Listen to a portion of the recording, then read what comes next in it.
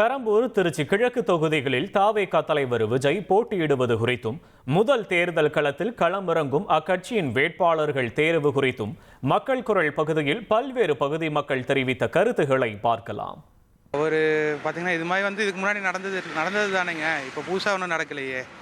இதுக்கு முன்னாடி எம்ஜிஆர் அவர்களும் ஜெயலலிதா அம்மா அவர்களும் எல்லாம் 2 தொகுதியில் நின்றுருக்காங்களே. இவர் புதுசாக நிற்கிறாருலாம் நீங்கள் சொல்ல முடியாது.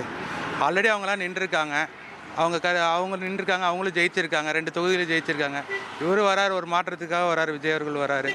அவர் மாற்றத்தை நம்புவோமே சார். ஆக்சுவலி ஒரு தொகுதியில் இருந்து அந்த மக்களுக்கான நலத்திட்டங்களை பண்ணுறதுக்கான ஒரு ஃபோக்கஸ் முதல்ல அவருக்கு இல்லை. ஸோ அதனால் அவர் 2 தொகுதியை எடுக்கிறாருன்னு நான் நினைக்கிறேன் சார். பட்டியலில் எல்லா பேருமே எல்லா மக்களுக்கும் அறிமுகம் இருக்கிற மாதிரி தெரியல. அவரோட ஃபோக்கஸ் பார்த்தீங்கன்னா அவரை மட்டும்தான் நினச்சி உள்ளே வந்திருக்காரு. ஸோ அவரையே எல்லாத்தையுமே ரெப்ரசன்ட் பண்ணுற மாதிரி கேட்கறதால அதுக்கேற்ற மாதிரி நம்ம அதை இனிஷியேட் பண்ண வேண்டியதுதான் சார். இங்கே போட்டிட்டு அவருக்கு என்னங்க தெரியும்? திருச்சியை பற்றி என்ன தெரியும்? இப்போ அவர் இருந்தது ஃபுல்லாமே சென்னை தான். அப்படி இருக்கையில் திருச்சியை பற்றி அவருக்கு என்ன தெரியும்? தெரியறதுக்கு வாய்ப்பு கிடையாது. வந்துட்டு போனானாச்சும் சில பேர் வந்துட்டு போகிறாங்க, வந்துட்டு போனானாச்சும் தெரியும். இல்லை கிராமத்துக்காரு அப்படிங்கலாம் அப்படியும் தெரிஞ்ச வாய்ப்பு இருக்குது. அப்படி இல்லாமல் இது திருச்சி மையப்பகுதியில் அவருக்கு இந்த இடம் சூட்டே ஆகாது பார்க்க போனால். ஏன்னா நெரிசல் நிறைந்த பகுதி நம்ம பகுதி. அப்படி இருக்கையில் ஏற்கனவே என்னென்ன நடந்திருக்குன்னு உங்களுக்கு தெரியும். இன்னும் நிறைய வாய்ப்பு இருக்குது, அந்த மாதிரி நடக்கிறதுக்கு வாய்ப்பு இருக்குது. ஜெயிச்சா நாங்கள் என்ன பனையூருக்கு தான் போக முடியும், வேறு எங்கே போக முடியும்? நீங்களே சொல்லுங்கள். அவரை பார்க்க தமிழ்நாட்டில் 2 இடத்துல நிற்கிறாரு. அது ஒரு இயல்பான விஷயந்தான். பெரிய கட்சியிலலாம் 2 இடத்துல நிற்பாங்க. எது ஜெயிக்கிறோமோ அந்த இடத்துல இருப்பாங்க, தோத்த இடத்த விட்டுருவாங்க.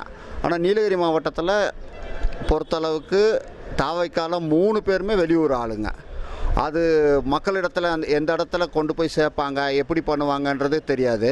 உள்ளூர் வாசிகளாக இருந்தால் நீலகிரி மக்கள் உடனே ஓட்டு போட்டு அவங்கள ஜெயிக்க வைக்குவாங்க. இல்லைன்னா வெளியூர்லேருந்து இந்த நீலகிரியோட பிரச்சனை என்ன, அது எப்படி மீட் பண்ணுறது, இதெல்லாம் தெரியாது. மோடி 2 தொகுதியில் நிற்கலையா?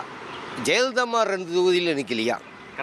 இல்லை நீங்கள் அதெல்லாம் கேள்வி கேட்டிருக்கணும். அப்போ ஏன் மோடி 2 தொகுதியில் நின்னார், ஜெயலலிதா ஏன் 2 தொகுதியில் நின்னாங்க, அப்போ கேள்வி கேட்டிருந்தீங்கன்னா சரி. இப்போ கேள்வி கேட்குறது சரியான முறை இல்லை. ஏன்னா ஒரு மனிதருக்கு 2 தொகுதியில் போட்டியிடலான்னு உரிமை இருக்குது. தேர்தல் கமிஷன் கொடுத்துருக்கு, அனுமதி கொடுத்துருக்கு. அதனால நிற்கிறார். மக்கள் குரல் பகுதியில் பல்வேறு பகுதி மக்கள் தெரிவித்த கருத்துக்களை பார்த்தோம். இனி செல்லும் இடமெல்லாம் செய்தி. தந்தி டிவியின் வாட்ஸ்அப் சேனலை ஃபாலோ பண்ணினா செல்ல இருக்கும் இடமெல்லாம் செய்தி.